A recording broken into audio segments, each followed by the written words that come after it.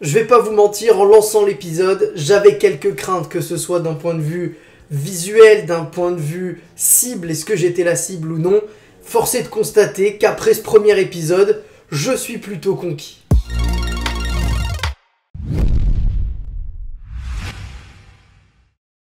Salut à tous, on se retrouve comme chaque mercredi, désormais vous en avez l'habitude quand on parle Marvel ou Star Wars, pour la critique de l'épisode du jour, et c'est bien évidemment un épisode particulier puisqu'il s'agit du premier épisode de Miss Marvel, la toute nouvelle série Marvel Studios diffusée sur Disney+.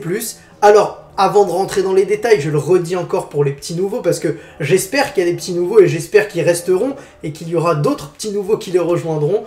Effectivement, mes critiques sont 100% spoiler, donc si vous n'avez pas encore vu l'épisode, je vous invite d'abord à aller le regarder, puis à revenir voir cette vidéo, elle ne va pas s'envoler. Et maintenant que la mise en garde est faite, je vous propose de rentrer tout de suite dans le vif du sujet. On va tuer le suspense tout de suite, même si je l'ai dit en préambule de la vidéo, en intro. Effectivement, j'avais quelques craintes sur cette série et quand j'ai reçu les premiers épisodes de la part de Disney+, eh bien, je me suis dit, est-ce que ça va me plaire, est-ce que ça va pas me plaire, etc. Et puis, finalement, cet épisode 1, je trouve qu'il fait parfaitement le taf. C'est-à-dire que d'un point de vue visuel, je trouve ça hyper créatif et on va y revenir juste après. Et d'un point de vue narration, ce que ça raconte, je trouve également que pour un premier épisode, c'est très bon puisque ça nous pose les bases du personnage, ça nous pose les bases de l'histoire. On va avoir vraiment toutes les parties prenantes dans l'histoire qui vont apparaître au fur et à mesure de l'épisode. Et ça, je trouve ça vraiment très bien écrit et très bien raconté. Je parlais du côté visuel que j'avais trouvé plutôt créatif, quelque chose qu'on n'avait pas forcément vu dans le MCU. On l'avait pu le voir notamment dans Spider-Man Into the Spider-Verse ou alors dans un film, si certains d'entre vous l'ont vu, qui s'appelle Scott Pilgrim contre le monde, si je ne dis pas de bêtises. Et en tout cas, voilà, c'est quelque chose que moi m'a beaucoup plu, c'est-à-dire cette façon d'incruster dans l'environnement global de la série des petites bulles, des petits dessins, des petites références, etc. Et ça, j'ai beaucoup aimé. Et dès le début, on nous met dans cette ambiance. Et là où c'est super bien fait, c'est que ça a clairement un rapport avec le comics, puisqu'on nous montre Kamala Khan qui est en train de récapituler l'histoire des Avengers, comment ils ont vaincu Thanos, etc. avec des petites formes en papier. Je trouve ça vraiment très stylé. Et ensuite, on nous montre son amour pour Captain Marvel, puisqu'elle va bien dire à la fin de sa fiction, de sa fanfiction, que eh bien, c'est bien Miss Marvel qui a permis de vaincre Thanos. Et on comprend là à la fois que c'est une grande fan des Avengers, premièrement, comme dans le comics, mais également que c'est une fan plus particulièrement de Carol Danvers, de Captain Marvel, pardon. Miss Marvel, c'est elle. Captain Marvel, même si auparavant, t'as capté, Miss Marvel, c'était Carol Danvers. Bref, en tout cas, elle parle de Captain Marvel, et là, on voit bien que c'est une grande fan de Captain Marvel, et on va nous le rappeler au fur et à mesure de l'épisode, puisque cet épisode-là est clairement centré sur les débuts de Kamala Khan, mais aussi sur son amour pour les Vengeurs et pour Carol Danvers. Avant de revenir sur les références comics, j'en ai relevé plusieurs, il y en a vraiment beaucoup. Si jamais vous en avez d'autres que moi je ne vais pas vous donner, n'hésitez pas à me les dire en commentaire, ça m'intéresse fortement. Mais avant ça, je voulais revenir vraiment sur la série en elle-même, c'est-à-dire que il y a un truc qui m'a vraiment marqué et qui m'a beaucoup plu, c'est le décalage entre la forme et le fond de la série. C'est-à-dire que la forme est très, comme on s'y attendait, un teenage très ado, très coloré, très joyeuse en termes de visuel, j'ai envie de dire, avec toutes ces incrustations, etc. Mais le fond est vraiment hyper intéressant et hyper fort. C'est-à-dire que au travers de certaines blagues, de certaines situations, notamment le fait qu'elle ait envie d'aller à cette soirée consacrée aux Avengers, voilà, c'est une soirée entre potes, etc. Et bien derrière tout ça, il y a vraiment le côté poids des traditions dans cette famille pakistanaise où on voit bien que ses parents sont très protecteurs envers leur fille, ils ne veulent pas qu'elle aille n'importe où, qu'elle sorte jusqu'à pas d'heure, ils ont vraiment peur qu'elle soit entre guillemets sortie du droit chemin par les Américains et elle qui est plutôt pakistanaise avec une culture plutôt orientale, et ils ont peur de cette culture occidentale dans laquelle ils vivent désormais. Et je trouve que voilà, on a vraiment ce discours très fort d'un point de vue culturel. Et moi j'ai beaucoup aimé parce que voilà une série qui, malgré le fait qu'on s'intéresse à un personnage adolescent, un personnage joyeux, un personnage qui a des potes comme tout le monde, etc. On va aborder des thèmes très forts. Et vraiment ça, j'ai beaucoup apprécié. Finalement, cet épisode 1, il est assez simple à résumer. C'est-à-dire qu'on nous présente une jeune fille fan des Avengers qui a envie d'aller à une soirée où elle va pouvoir rendre hommage aux Avengers, avec également un concours de cosplay sur son personnage préféré qui est Captain Marvel, donc elle va vouloir y participer. Pour y participer, il lui faut un costume qu'elle va avoir fait grâce à l'aide notamment de son meilleur ami Bruno.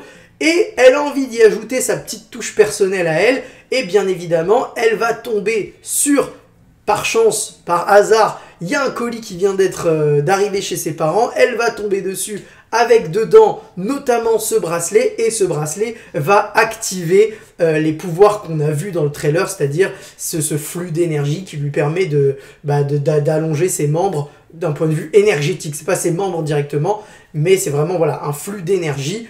Et évidemment, voilà, vous savez que moi, c'est quelque chose duquel j'étais pas très fan, de ce côté flux d'énergie en mode Green Lantern. J'attends de voir comment ça va évoluer, mais évidemment, pour l'instant, j'aurais préféré, oui, voir les membres s'allonger. Maintenant, on sait qu'ils veulent la faire, entrer en contact avec Monica Rambeau, avec Carol Danvers, qui, elles, ont des pouvoirs cosmiques, donc dans le MCU, encore une fois je dis bien dans le MCU, ça match parfaitement, il n'y a aucun problème là-dessus, c'est juste mon petit cœur de fan de comics aurait aimé avoir un peu plus de respect au niveau de ces pouvoirs-là. Bref, ce passage-là est terminé, l'histoire globalement c'est ça, et autour de toute cette histoire-là, on va avoir du coup les problèmes avec sa famille, qui, elle, ne veut pas qu'elle vaille à ces soirées-là. Elle, qui, par contre, a envie de voir ses potes, a envie de rendre hommage à Captain Marvel. Et on voit bien l'amour qu'elle a pour ce personnage-là, parce qu'il y a plusieurs fois dans l'épisode, elle, quand elle a le costume, elle va prendre sa pose en mode super-héroïne à la Captain Marvel. Elle va également, quand elle va voir cette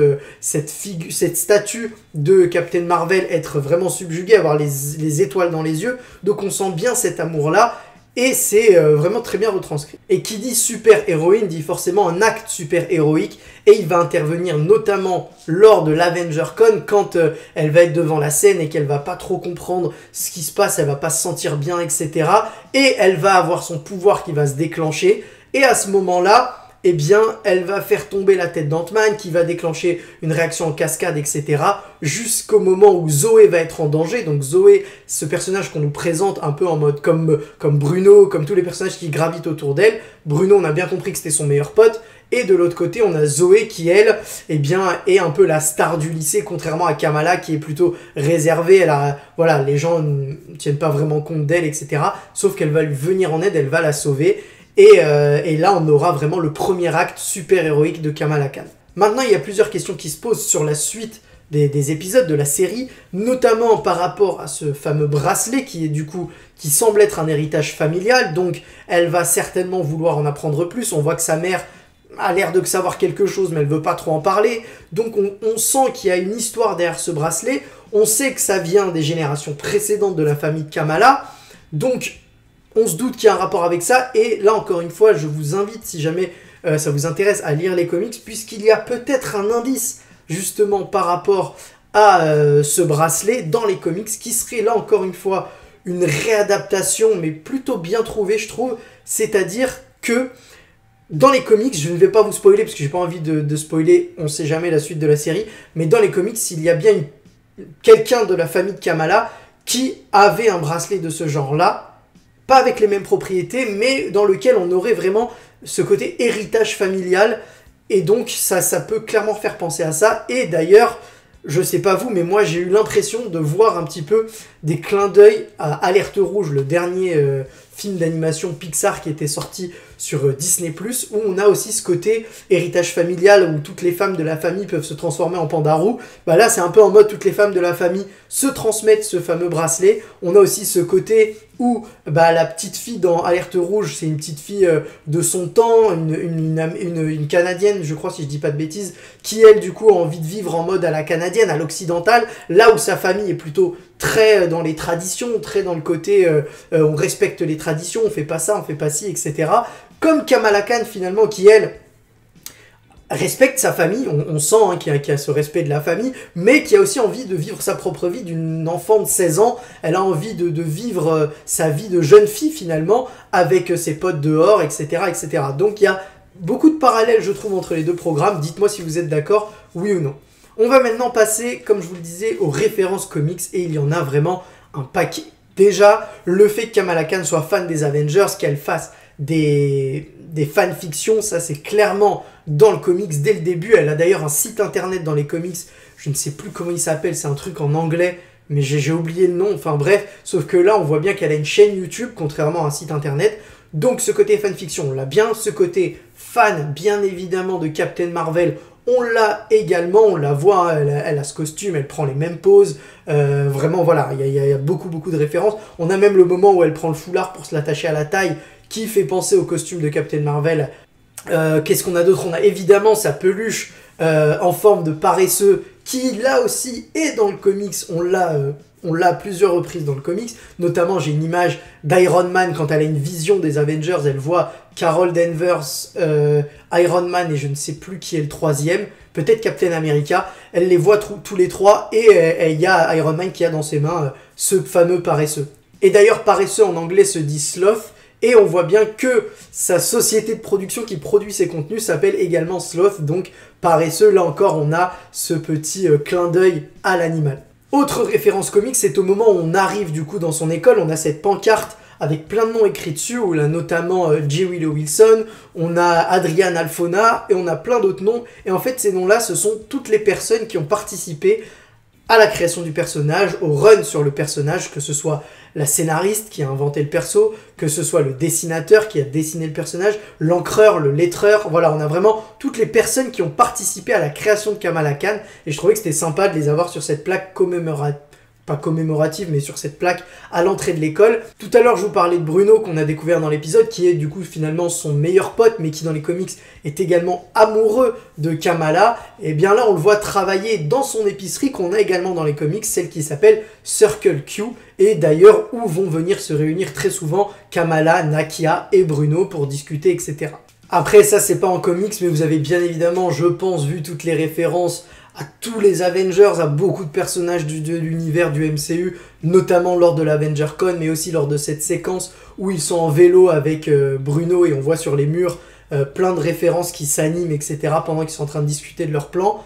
Ça, vous ne l'avez pas loupé. J'imagine qu'également, vous avez entendu la musique de propagande de Captain America quand ils arrivent à l'AvengerCon. Voilà, il y a plein de petits détails comme ça qui en fait font plaisir aux téléspectateurs, à nous, parce que finalement on est fan des Avengers, on est fan du MCU, et là c'est à travers Kamala, en fait c'est nous qui sommes en train de découvrir tout ça, donc c'est hyper cool et hyper bien trouvé. Et puis on va finir cette vidéo avec évidemment ce que beaucoup de monde attendait, c'est-à-dire qu'on savait qu'il y avait une scène post-générique, il y avait quelques leaks qui ont indiqué que ça avait un rapport avec Spider-Man No Way Home, donc on pouvait s'attendre à ce fameux ciel violet qu'on voyait dans No Way Home, on pouvait s'attendre peut-être à l'apparition de certains personnages, etc. etc. Finalement, c'était quand même beaucoup moins hypant que ça. On a eu finalement l'arrivée de l'agent de police, l'agent du Damage Control qu'on pouvait voir dans Spider-Man No Way Home, c'est-à-dire celui qui va interroger Ned, qui va interroger MJ, qui va interroger Tante May, qui va interroger Peter, pour savoir en gros ce qui s'est passé via Mysterio notamment. Donc voilà, c'était ce personnage-là qui intervient, à voir quel va être son rôle dans la série, si c'est juste un petit caméo ou s'il va vraiment avoir un rôle, à voir également qui va être le méchant de la série, même si on a peut-être une petite idée, à voir comment va évoluer tout ce petit héritage familial. Donc voilà, il y a pas mal de questions encore en suspens, mais encore une fois, très clairement, je suis agréablement surpris par la série.